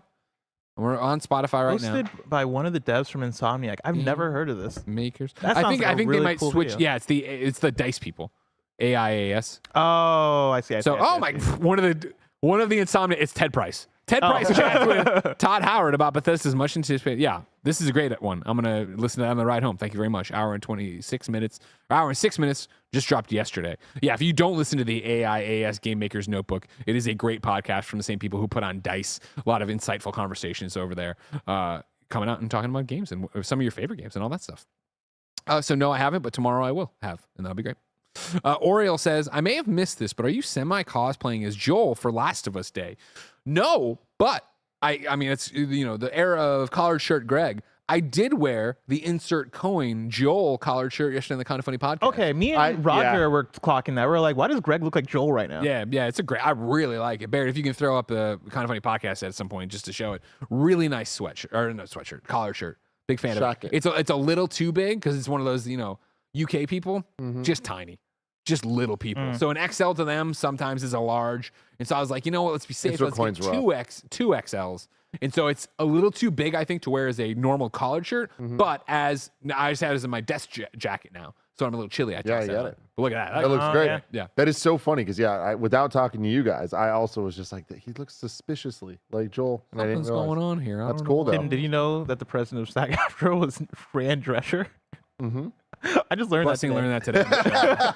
It's insane. Cozy Bear. It really is when you think about it. Cozy Bear says, how have things been with Diablo 4 lately, Greg? Cozy Bear, they've been quiet. Obviously, we've been heads down on a million different reviews around here and breaking games. Jen and I went back a few date nights ago, jumped back in there, but I think, honestly, we're probably going to cool on it until the next season when October drops here and it's vampire. We go after these vampires and go after them and do some vampire hunting. I'm excited because October is going to definitely be a free month for you. I think, but it's that thing of like, you remember what my luck is that it's Jen and Greg time. So this is rather than watch something, right? We can sit there and play this game together, which I appreciate. Remember, you can write in your super chats on YouTube or your resubs on Twitch, and we will read them here live on the super chat post show. Andy was going to host this, but he's prepping for his Cyberpunk stream that he's about to do after. Cyberpunk, trying to make everything look extra pretty. That game looks good. Yeah, I don't know if you've seen it with all them rays being traced, but that game looks good. Dude, I wish I had like an RTX 40 because I'm rocking a 3080. And I was going through the settings the other day, and like I saw some that were like, "Oh, this is for 40 and up," and I'm like, "Oh, but this sounds really cool." Like all the words they're throwing at me, all the DLSSs. Like you can do DLSS on 30, but like there are some specific features that are 40 specific. And I'm like, "Oh, I want those." But I was trying to crank those settings up on my PC the other day, and goddamn, yeah, it looks really good. Crank it up. So y'all about to see that in just a few short minutes. But while we do that, or while we wait for that. Jason Williams wrote in with some spoilers. I'm not going to read the spoilers. Don't do that. I appreciate it. I understand the feelings that you're talking about here, but like, no spoilers, everybody. It's okay. It doesn't mean anything to you. What do you mean? What do you don't get the fuck out. Get the fuck out. You think I don't know what that means? I don't think you know what any of that means. How many hours of this game do you think I've played? I don't know. All right. I don't know. How many hours have you played? Enough to know the 2 character names that are being thrown in there. Yeah. I also knew for the record, like they keep teasing. Oh this, no, like, yeah. I'm like, Yeah. EJ wrote and says, Tim, what's your beef with Usher? It's one of those weird ones that I don't want to talk about. No way. You have beef with Usher? Are you not excited for the Super Bowl? The real story is Usher wronged one of my friends in a very, very, very bad way. Usher's not a good guy. Okay. Usher is a bad guy. Okay, that I believe. I thought it was going to be a beef with his catalog. No. It's not. No. I got legit beef with Usher. Damn. But I was thinking about on the way here. So I've been getting to work at around 8 a.m. now. And when I'm here, nobody else is here. I get to just work in silence. And in that silence, I was thinking about what his set list is going to be for the Super Bowl. And I got really giddy thinking about like, oh, he's going to open up with You Don't Have to Call, or is he going to do OMG? Does he do Confessions? Because Confessions, very chill part song. 1 and 2. It was part 2 though. It's got to be part 2. But does he do it? Because like that's a very like, that's a slower song. Like, is that the vibes of the Super Bowl? But also, it's one of his best. I don't think the Super Bowl is going to be great. No? I don't. Wow. Really don't. Wow. Damn. You for real got beef with Usher. I got real beef with that. I get it though. If he pulls out the Heelys, I'll give him the shout out there. He's for sure going to skate around. Yeah, I hope so. I mean, the Super Bowl's in Vegas. His residency's in Vegas. I think he's going to skate. He's going to skate from his residency all the way to the Super Bowl. And that's how they're going to start it. Yeah. That's how they're going to start it. Good. Jeff Bull Jr. says, are you guys looking forward to the MetaQuest 3 announcement tomorrow? And what are your thoughts on MetaQuest in general? Greg? Excited wouldn't be the right word. I'm interested as always. I am interested in VR. I do think the MetaQuest is awesome. Pre-Ben, during pandemic, I was doing Supernatural on my MetaQuest every day. Really enjoyed that. Had a good time with it. Obviously, Beat Saber. Moss. You can go through a list of a million great VR games. But right now, VR is in such a weird place where it hasn't evolved in not the tech in terms of obviously wireless and all that stuff, but in terms of the gameplay, to where it's something I need to play or want to make the room to play. Like, it just doesn't fit my lifestyle right now. So I'm interested in it. I'm still all about Rise of the Ghost Lord. I hope we see some more from them tomorrow. Tomorrow. And that's releasing this month too, right? So it's like, I'm still excited for that, but I'm not like, oh, we should react to it. Oh, I need to do this. Yeah. It's like, okay, we'll see what it is. We'll cover it on Games Daily. Yeah. If the time's right. Yeah. I'm pretty much in the same place. Yeah, like I like MetaQuest. I like MetaQuest 2, but I'm also just not as moment to moment in the beat of VR to like care as much of, what's the next game that I'm going to be excited about coming out of VR. Like, I can't really think of one for me right now. I hope we get some cool announcements. I hope they announce some like, I don't know, Beat Saber 2 is coming through or like some shit like that. But I don't know if we're going to get that. And so, I'm excited to see what the technology is, what the hardware is, but yeah. Sad Ghost Boy says, hey guys, what's your favorite horror game and what game would you guys want to play every Halloween season if you could? Well, I'll start at the end, right? Halloween season, Costume Quest. I love Costume Quest so much. Costume Quest 1. I think that's such a great Halloween game. Nothing's stopping me except time from playing it over and over again. But then horror game, fuck, I really need to think. I put this up on Twitter the other day, just wondering what people are. Obviously, I think Resident Evil 2 jumps to it, and I would say remake for me because I didn't connect with the other ones, right? That's there. I do think if you're talking hands down the best horror game ever made, it's PT, which is, I think, such a great snapshot of what makes horror great. It is a short experience, and I think horror games should be short. I think the longer, and I say stick with movies too. Yeah. The longer you stay with the monster or the ghost or whatever, the less scary it becomes. And so as soon as you play your card and reveal what the big thing is, you immediately start going down. Like, it's not scary anymore. And so the fact that PT was this weird thing. It could end. How many times you played? You talking your controller? Blah, blah. Like, it did such a great job of being something so special. And I know it sounds crazy. I'm glad Silent Hills never happened, because I don't think it could have lived up to PT. And I think it would have actually taken away from what PT was. So hands down, PT, I would say, is the best horror game. Yeah, I'm between PT and Slender Man. And I actually feel like Slender Man kind of is the better, because it gets to the jump scares. And the jump scares, no matter how many times you play that game, they're still equally scary because it's jump scares. So I feel like with PT, there's a fidelity to it, an experiential level to it all that I think puts it in such a special place. But I think that I didn't like the puzzle mechanics of PT. I didn't like the actual gameplay of it, like especially the further you get into it, where it got a little too Kojima adventure game puzzle. Like this makes no actual sense to play without a guide or without talking to people. Sure. But take that away. PT is fantastic. Yeah. I want to shout out Amnesia. Oh yeah, shout out Amnesia. Yeah. Slenderman was like the first one of those that I played. Right, like I remember going to a friend's house and they were like, "Oh, we got this game Slenderman. We just downloaded, and like we're gonna all turn off the lights and play on our friend Dan's like his big TV." And that was an experience. I never played anything like that before, and that like blew me away is the wrong term for it, but I think that captivated us. Right, that was one where it's like, "Whoa, what the fuck is this?"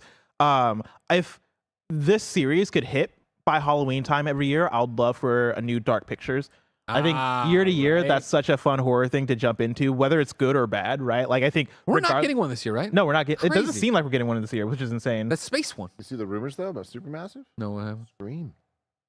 Oh, interesting. Can you imagine that? That sounds like insane. Everything I could ever want. Yeah. Interesting. Yeah. So like I think it might be because we're at the last one was like the season finale, so maybe they're taking a year off to do the next one. But we got the trailer for the next one at the end of the last one, so I was surprised to not get. That's usually the cycle, is that it's going to be annual. You're going to have but yeah, like if I could play a horror game every year, it would be one of those. What's my favorite?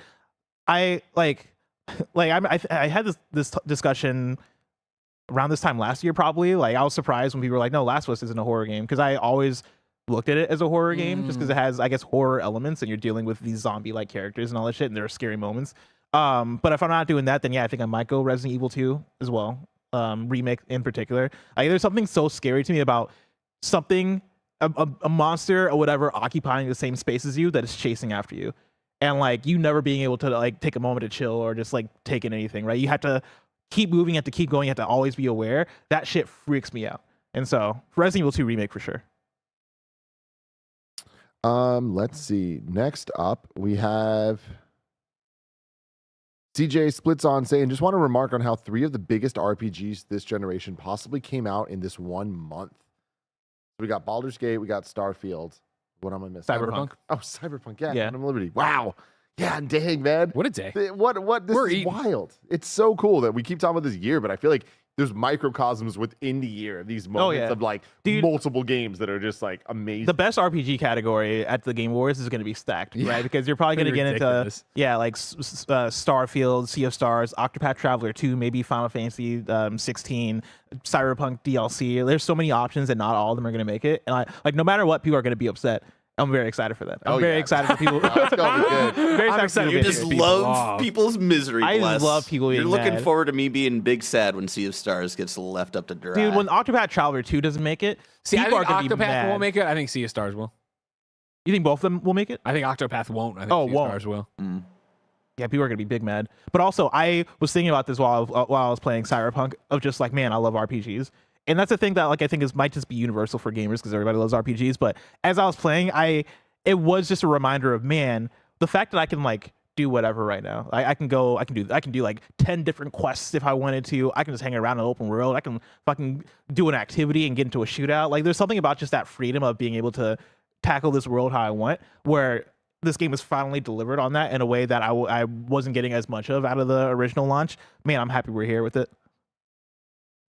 The French Dip Design says, just want to say thanks again to the entire KF team for trusting me to help design the Jabronis line of tees. This past week's been incredible. Thanks for always uplifting the KFBF community.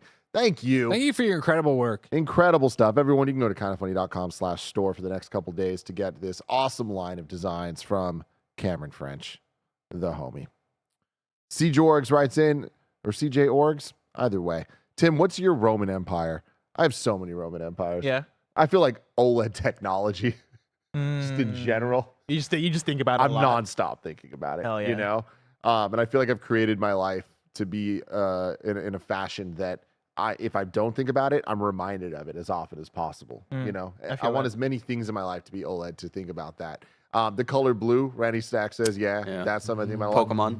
Pokemon in any shape and form, definitely. Audio technology, like audio file stuff, headphones and frequencies. How often do you think about the Prohibition? Never. The Prohibition. Never. I think about it a lot. Do you have a Roman Empire? Well, Prohibition. Just joking there. It's like and I'm not even like that educated about the Prohibition. Like I know the like loose ins and outs of it, right? But like just the fact that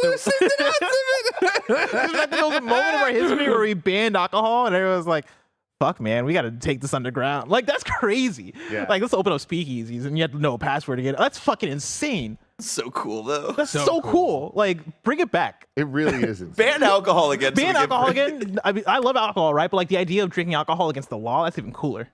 Moonshine. Is moonshine against the law? Yeah. Making moonshine in the woods, that's against the law. Yeah. Oh yeah, that's... see, I don't need to go that hard with it. Like, just give me a cider. I just want an illegal Come cider. to my illegal hard cider still. Give me an old-fashioned, but like not legal. Sure. Yeah. I think about the Jay-Z and Nas beef a lot also. Okay, you know what? Yeah, that's fair too. I think about honestly, that once a week. I think about Jay-Z versus Nas. I think about Ether at least once a week. Thank you. Yes. Like that happened, dude. It really did. And God, like, man. fuck, dude. Listening back to Takeover too, it's like y'all were both y'all were destroying each other. He really did make it a hot line, and then he really did make it a hot song. Oh my, 1000%. Then I listen to Success by Jay-Z featuring Nas all the time, just for like, damn, when they brought it back, how it all happened? and made it just such a dope song too. God. Lamont Johnson says, with Xbox having had a closed platform for wireless audio for generations, do you think Sony catching hell for doing the same is a little overblown? I don't think they're catching hell at all, so I don't think it's overblown. It's a very small art community that's giving them hell for it, maybe. But I mean, even then, I haven't seen that at all. And again, in fact, I feel like what they're doing here is not necessary evil, but a necessary evil to get to the level of quality that they're trying to get to, with like just how insane this tech is now, like with how powerful the PS5 is and like what it's trying to do visually and now on an audio level. I feel like this is just it's kind of a necessary step to get over, and it's unfortunate because proprietary stuff is never fun. Yeah. But if they invest in the ecosystem the way that it sounds like they're going to, I think it's going to pay off with the PlayStation Link stuff. But they need to invest. Just glance over at Google reloading Al Capone. Like Al Capone, man. How cool is that? How cool is that? How cool is Al Capone? You know, my grandmother played cards with him. No way. Whoa. Yep. Chicago, very big. Chicago. Chicago, very big on crazy. gangster culture. You can go to the Portillo's where they have the gangster stuff. Every Portillo's has a theme, and then one of them has the guy up there with a Tommy gun and all the prohibition, rum running, and all that. I'll play a prohibition video game. Mafia. Fraud Monet writes in. Is that prohibition? I wasn't. Damn it! I got really excited. Rod Bonet says, speaking of KF Pod, are y'all excited to play some tabletop RPGs? Have any of y'all made progress or start up in Baldur's Gate 3? You saw Andy and Mike play a little Baldur's Gate 3. Me and Nick did not, though, but we are very excited for Friday. It is going to be so much fun. We did our little prelim game, and it was awesome. So, yeah, I think we got something really special coming up on Friday for everybody to see. Brandon H says, Tim, don't sleep on getting Mobius in Marvel Snap. The card is changing the game. Yeah, I'm still working on this season of all the Loki stuff. I don't think I have Mobius yet. This has been the roughest Snap month for me, where the Pokemon Go has taken over, where I'm like, God damn it, man. Like, there's just too much to do on my phone, too much clicking. Yeah. I don't want to be clicking anymore. I wish I could just pause life, if I'm being honest, to just do all the things that I want to do. But you can't do that. You can't. You got to live, everybody. Get out there and live. Jigglypuff Tutorial says, any of y'all played Pikmin 4 yet? No. I don't know if anyone here did. Did Mike? Yeah, Mike did. Oh, Mike did. You're right. Mike reviewed it, The whole game's cast about it. That's funny. Yeah, I have not. I don't think I will. Yeah, I don't think so either. I gotta play. Barry keeps telling me to play Sea of Stars. If I played through Pikmin 4 before Sea of Stars, Barry would tear me apart. It's fucking on site. Yeah, Bear would fight me. Pikmin 4 seems cute, but hearing people talk about it, watching Stella put up clips and things she's found or whatever, I feel like I'm getting the experience without playing it. Like I'm like, I get it. I could see that being fun if, with all due respect to Pikmin 4, there was nothing else to play. But like, if I'm gonna sit down on my Switch, I still need to do Prom. I gotta finish Zelda. Like, there's so many other things to still get to be like, it looks great, and I think I got it. You still gotta do what? Play Prime, Metroid Prime. Prime. I heard Prom. Yeah. I gotta play Prom. I was like, are you playing Monster Prom? Like, what's going on here? Man, I'm halfway through Sex Education season, the latest one. And oh my god, it's such a good show. Like, easily my favorite show on Netflix. I'm sad for you that it's over. I'm sad for myself. I don't know what I'm gonna do. Blind Spotting got canceled yesterday. I saw that. I'm sorry. That was heartbreaking. Very Bullshit, heartbreaking, man. Stars is where you go to die. Yeah. It's upsetting, man. Honestly, hey, we got 2 system? seasons, Tim. Yeah. That was more than I thought we were ever going to get. Amen. And I'm going to be honest, season finale of season 2, really hated it. So, you say good riddance. No, they could have you turned it deserve around. to die. That's all we have right now. Bye. Actually, that's all we have. Yeah, it is time. It's 11:35. Wow. Thank you, Time everybody. flies when you're Great having support. fun, hanging out with you guys. I mean, we did end the show at 11:15. So we had a great show. oh yeah, great shows all around. And then what happens when we talk about the Prohibition? Andy's about to play Cyberpunk later today on patreon.com/kindafunny. We're going to do Gamescast. No, we're not. We're not. We've already said we're doing Gamescast, but it's embargoed, so we can't talk about it. Sorry, I'm coming in all types of hot today. But anyways, I appreciate you all. Have a good day. Goodbye.